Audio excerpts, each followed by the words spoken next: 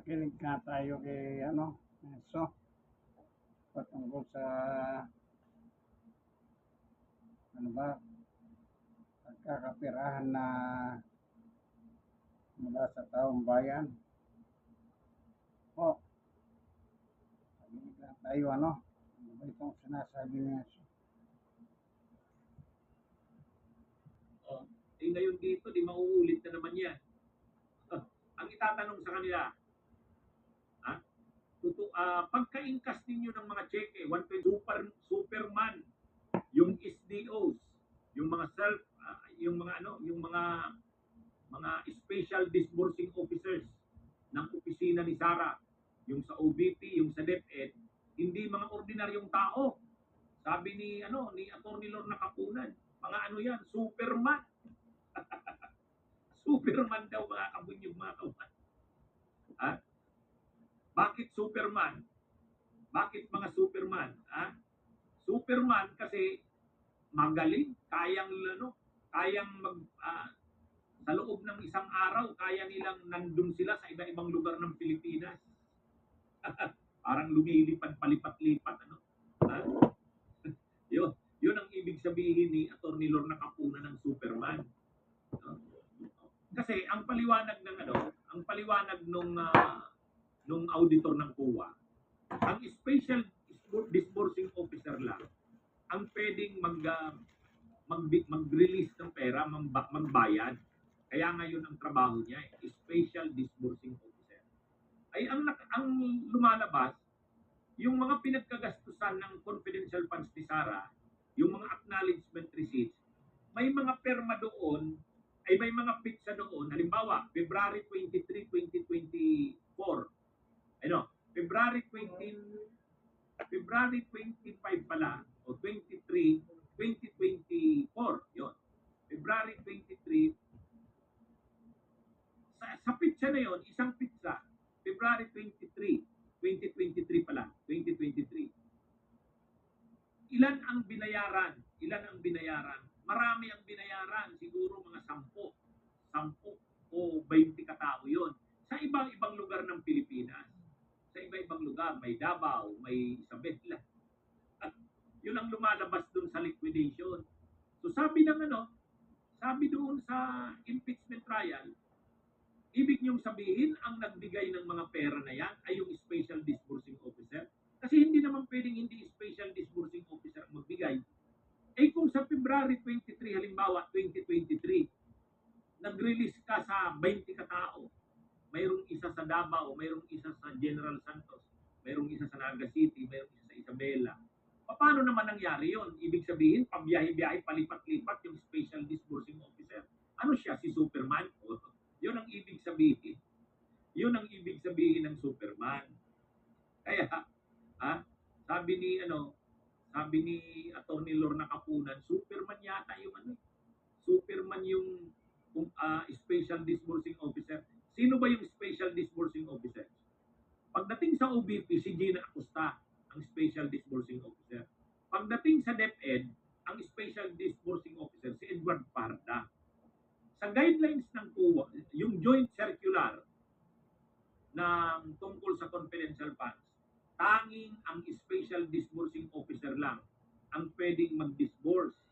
Kaya kung may mga babayaran, yung purchase of information, yung reward, kung ano-ano pa na pagkakagastusan ng confidential fund, ang magre-release doon, ang magdi-disburse doon, yung disbursing officer.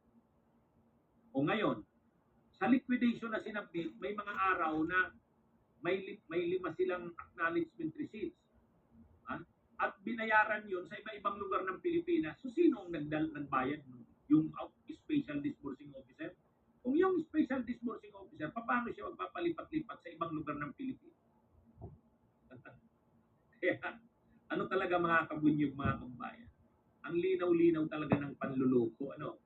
Tama po ang sabi mo, kabunyog Jonix Jun. Malaking kalukuhan. Kahit si presiding judge, Chis Escudero, sabi niya, hindi, napaka-imposible talaga. Napaka-imposible talaga.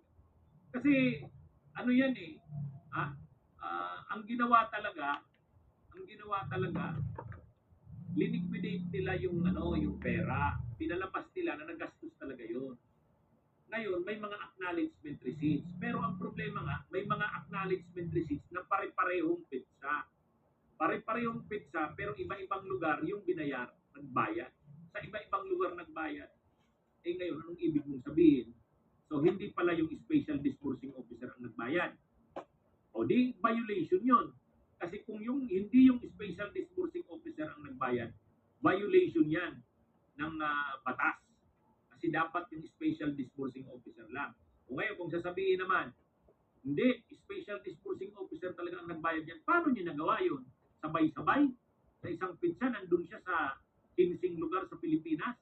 Yun ang mga itatanong kay Gina Acosta at kay Edward Parda sa susunod na linggo. Sinumpina na sila ngayon. Actually, dapat ngayon sila umattend sa Senado. Kaya lang, napahaba yun dun kay Del Campo. So next week na lang sila. Ngayon, sigurado itatanong yan. Sigurado itatanong yan kay Gina Acosta at kay Edward Parda. Kaya grabe, siguro ngayon, kinakamahan na itong dalawang ito. Ay, ano ba yan? Ay, di ba nung isinalang sila doon, nagkaroon ng investigasyon sa kamera, nag-high blood na sila. Oh, eh ngayon dito, di mauulit na naman yan. Ang itatanong sa kanila, pagka-incas ninyo ng mga cheque, 125 million, 125 million, kanino nyo dinala ang pera? O sabi ni Gina Acosta, kay La Chica daw. Sino ang nagsabi sa yung ibigay mo yung kay La Chica? Si BP Sara po. Yeah, ano na dyan si Sara. O pagkatapos ganito, sa liquidation, may mga pizza na isang pizza, sabay-sabay nagbayad. Ikaw ba ang nagbigay ng pera na yon bilang disbursing officer? Pag sinagot nila Gina Acosta at saka ni Parda, opo, ibig sabihin nasa 10 lugar ka ng Pilipinas sa isang araw? Anong sagot niya ni Gina Acosta? Lang yung sabihin nyo na, opo. Ay ano ka? Ano ka, aswang? Manananggal? Umahati yung katawan? O kaya sabi nga ni Atty. Lorna Kapunan, ano ka, Superman? Yan yung problema dyan, mga kapuso. Kaya abangan natin next week. Maganda eh. Okay? Magandang araw sa inyong lahat.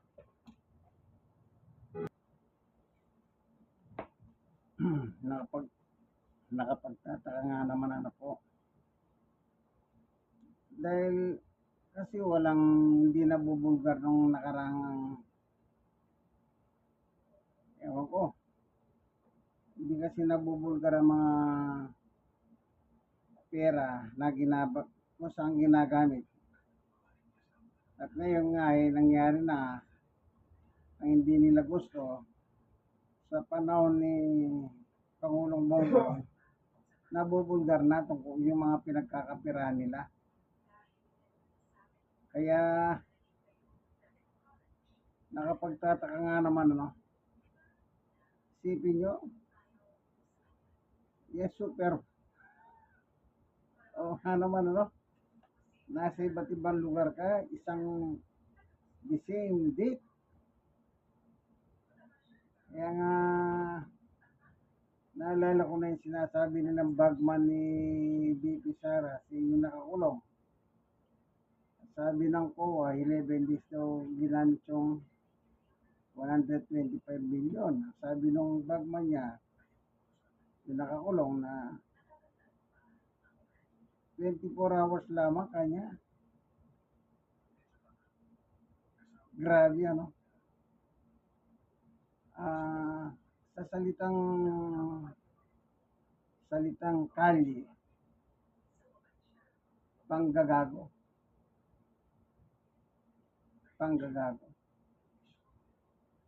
Kumbaga, sa madaling salita, ibig sabihin ng ginagago ang taong bayan ng isang tao lamang, si Sara. Yan bang gusto ninyong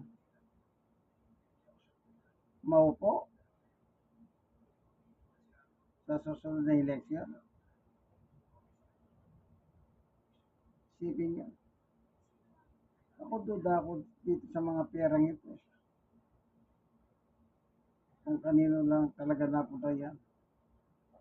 naalala ko na nung araw yung abogadong malaking tiyan nung araw, sabi niya, kapag ang pera,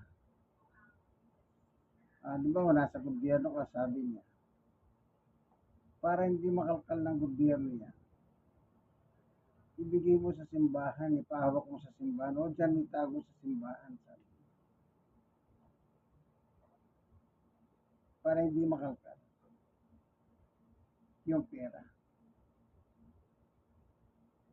Kaya, alam niyo po, yung sa panahon na ito ngayon, sa panahon ni Pangulong Bongbong, nasisiwalat na lahat ng mga kapirahan ng taong bayan o yung pera ng taong bayan, pinagkakapirahan nila ng gusto. At salamat sa Diyos. Salamat sa Diyos. Yan ang gumagawa niyan para mabulgar na po kung saan talaga nila ginagamit ang pera ng taong bayan. Hindi nila pera yan. Isa ako sa mga nagbabayad ng buwis. Masakit para sa kagaya ko na nagbabayad ng buwis, na bayad ka ng bayad ng buwis sa gobyerno, pagkatapos nalalaman mo na itong mga sinuswelduhan ay winawalang yan nila yung pera na binabayad natin mga taxpayer. Isipin niyo po, ang lilit na lang ng sweldo, babayad ka pa ng buwis. Pati yung Christmas bonus mo, meron pang buwis. Ano po, talagang, di ba? Kung sa salitang kalye, kawalang yahan ng labanan. Wala, makapal na pagmumuka. Naalala ko, sino nagsabi sa mga presidente, ang kapal ng mukha nyo, kanino kayo umiiram ng kapal ng mukha? Si Pinoy ang nagsabi nung pala. Kanino kayo umiiram ng kapal ng mukha? Talagang hindi talaga mawala yung makapal ng mukha sa mga nasa gobyerno talaga. Kasalanan nga, sabi nga na to, kasalanan yung binoto niyan.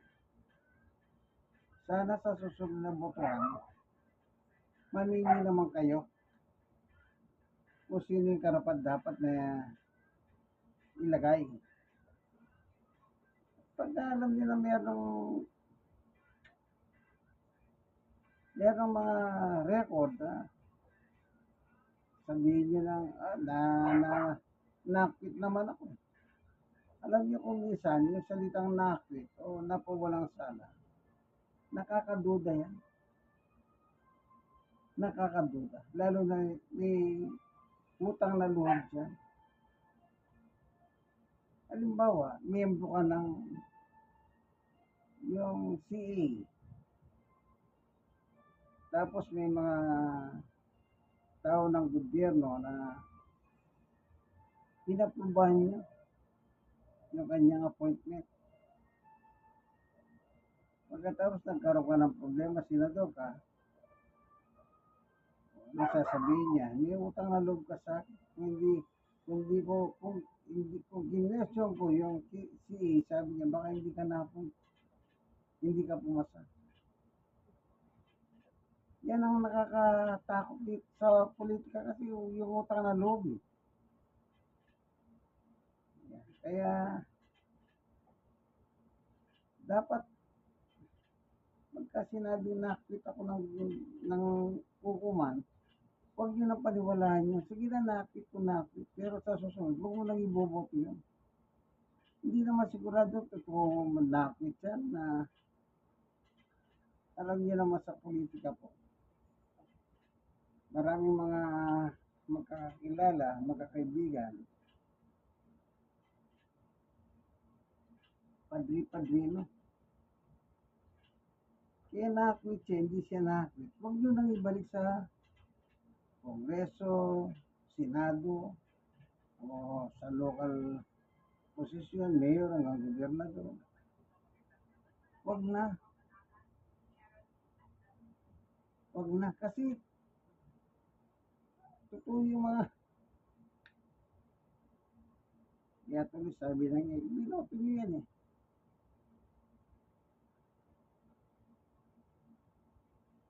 Sana gamitin po natin yung utak na binigay ng Panginoon Diyos. Huwag kayong magsilbi sa mga politiko.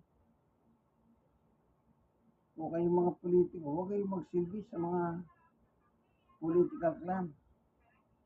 Hindi sila naglagay sa inyo dyan eh. Ang naglagay dyan, taong bayan.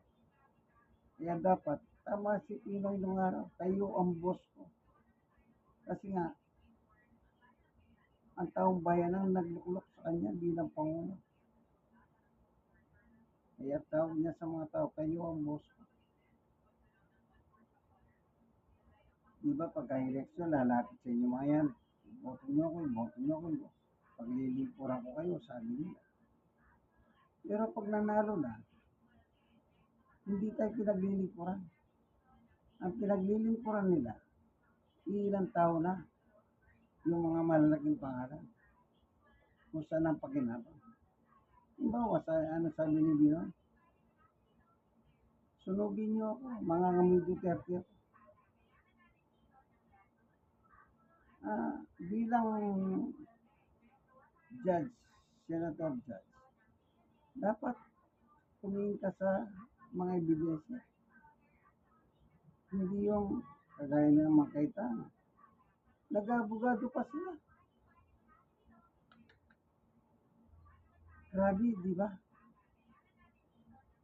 Grabe na mangyayari sa politika sa atin.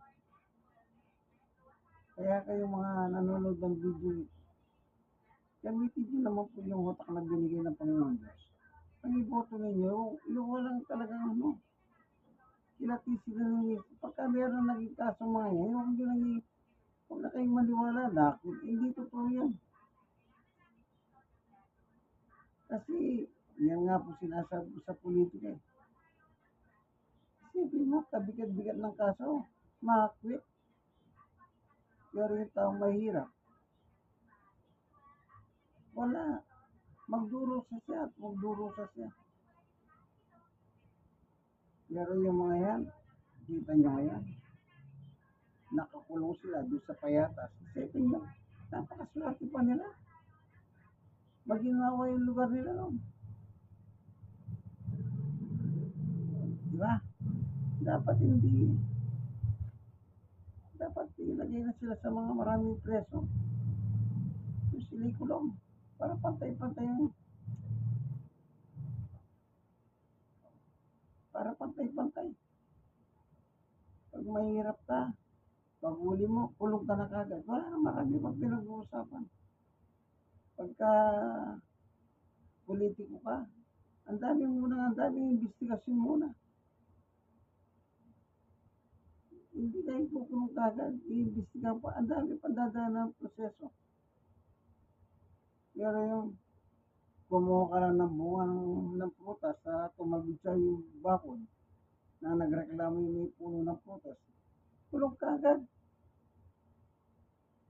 Sipin niya. Talagang,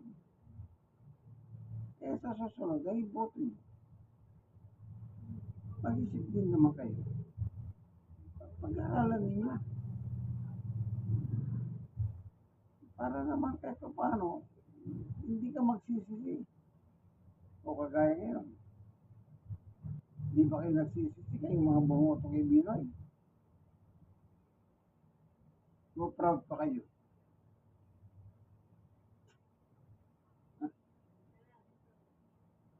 Dapat hindi ganun. Ang iboto ninyo, kinatisin nyo lang gusto. Kaya nakakatakot ano po. Ang pinaglilingkuran nila, isang pamilya lang. Hindi yung taong bayan na naglaplok sa kanila. Ano yan? Karumal-dumal. Karumal-dumal, nag-away niya.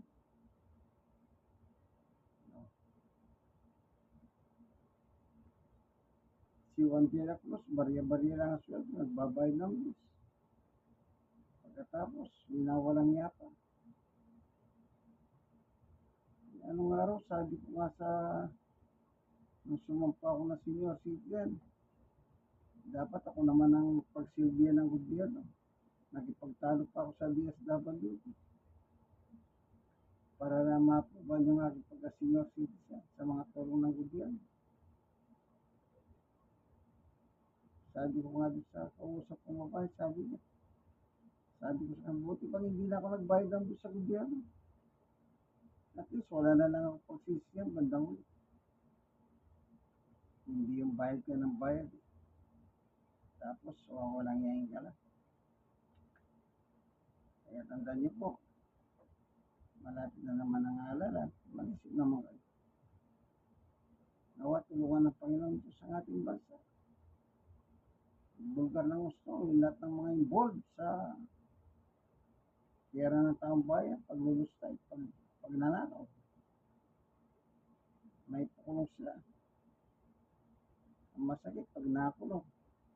Pag nanalo, kapartido pa nila. Wala na. Laya na kagad.